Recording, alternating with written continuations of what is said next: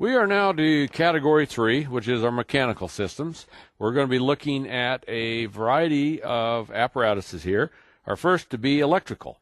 What we want to do is identify one of the electrical rooms, and you're probably going to find that there are a variety of rooms that have our breakers in it, that have our electrical systems in it.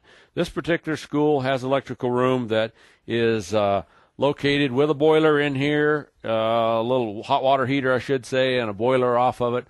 So what we're going to do is take a glance into this room, and we're going to open up our cabinets that has our breakers in here, and we're going to be looking for moisture, see if we have any intrusion of moisture. We're going to be looking at these pipes and see if there's any problems with drips through here. We're going to be looking at breakers and seeing if they're marked, and seeing if there's any discoloration, seeing if there's flip breakers throughout. You can look here quickly and see that they all line up. That means they're in the on position. And if they're not, then we wonder to ourselves, we're going to be looking at a sheet to see if there's logs to say that there are inspections being done here. And you can see logs signed in here by month that they've looked at and said that no trip breakers. That's part of the process. So first of all, we say to ourselves, electrical, and we're going to be asking the users. In a classroom, do we have breakers that trip when we plug our computers in?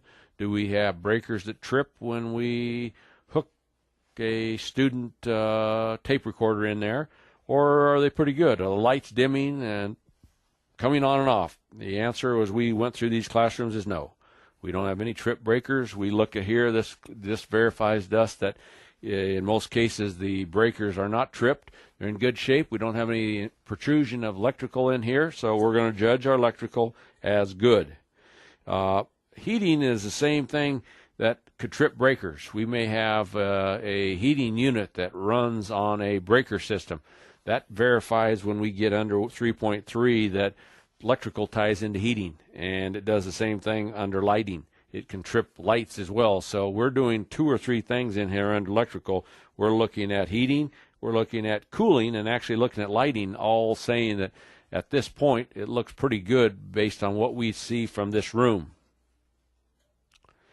We're going to step out now and look at a little bit of plumbing and get an idea of how the plumbing aspects. Now, we're going to look for faucets over here. We got a couple of faucets, and then we're going to look in a restroom here and get us an idea for plumbing and lighting fixtures again. First of all, we're going to be looking at sinks and see whether or not. Here's a good example. Here's a unit that you see a bucket under, so that tells us, first of all, probably a problem. I turn water on, doesn't turn on, it leaks a little tiny bit. So I'll go to my next one and say to ourselves, okay, yep, we got water there, and we got hot water there, and then I'm going to look at each one of these sinks, and then I'm going to look at the tile on the floor and say to myself, there's a little bit of a drip, nothing huge, you can tell it's some discoloration, and I'm going to see whether or not I got flushing water in here. They've removed one here. That probably isn't anything that we're going to be able to assess. I look at lighting and say, okay, I got a bulb out here, but overall not huge, but not a problem. Then I look at fixtures up here and say to myself, is that moisture through there or dirt through there or what is that? I would probably get my stepladder up there and take a look at that and make sure that there's not any water leaking through. These don't have diffusers on them at all. Then this is part of fixed equipment here that we talked about. These things being permanently attached, you can see they're bolted to the wall there. And then I'm going to look at toilets down here and see if I got any tiles that are for flooring. So bathrooms can give you a variety of things: flooring, tiles, fixed equipment, lighting, electrical, plumbing, and these are important parts of that to look at. Handicapped accessible, I told you again, we probably don't have much. Fact is, the only one they do have here with rails on, the toilet's been removed, so that tells us that that handicap function that I said no on is true. That is truly no. So as we looked at these things, we saw in here, again, as I judge plumbing for them, probably good. I don't see a lot of these things. A lot of times you come in there and these things will be ripped completely off of the wall, leaking all over, no water into the urinals or bowls, sinks won't work, and just a mess. So this gives you a pretty good indication, with the exception of lighting, which doesn't do well with plumbing, that probably in pretty good shape looking at this restroom. And again, don't judge what you see. As we see one of these units gone, that doesn't mark you down. They've made the judgment. The building inspectors will look at it. If there isn't enough units, and that's the way you determine it, you have to have enough units in your building to compensate for the number of students, but they count everywhere throughout the building, even in locker rooms. So they'll say to themselves, you're short when we count it up, put that one back, or you probably have more than what you need. In this case, they removed that because they don't need those extra ones. So that's not anything you mark down. Okay, here's two more drinking fountains. We try those drinking fountains and say, water coming in and out of here, yes. Going on the floor, no. Pipes down below, wet, no. So probably pretty good indication. And as we walked the building, we found the same thing true, that plumbing looked pretty good. We look at hot water just as we were in that room. So we say yes. Heating systems, we'll go to the boiler. We'll look in the boiler. In this particular building, we have units in each classroom. We look at those units and say to ourselves, look rusty, look discolored, do they look functional?